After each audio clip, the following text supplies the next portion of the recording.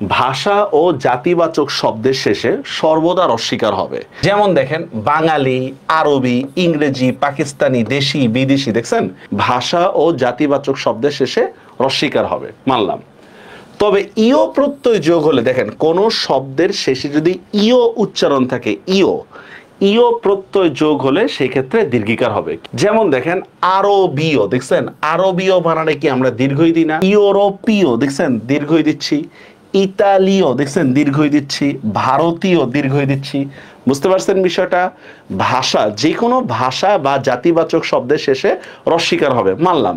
কিন্তু কোন শব্দের শেষে যদি এরকম ইও প্রত্যয় যুক্ত হয়, ইও, তখন সেক্ষেত্রে আমাদের কি হবে? দীর্ঘিকার হবে। জাতি যখন বলি আমরা, জাতি, দেখেন জাতি যেহেতু একটা জাতি, এই জাতি বানানে দেখেন আমরা রস্বই দিয়ে লিখি, ঠিক না? অথচ আমি যখন জাতীয় লিখতেছি তখন দেখেন দীর্ঘই দিয়ে লিখতেছি।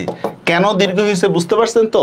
শব্দের শেষে ইও প্রত্যয় যুক্ত হয়েছে, এই জন্য দীর্ঘ হয়েছে।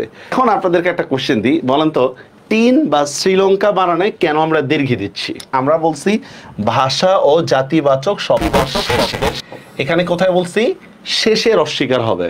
কিন্তু দেখেন তো চীন বা শ্রীলঙ্কা এখানে কি শেষে না শুরুতে? বলেন তো, এটা তো শুরুতে, এটা তো শেষে না, ঠিক না?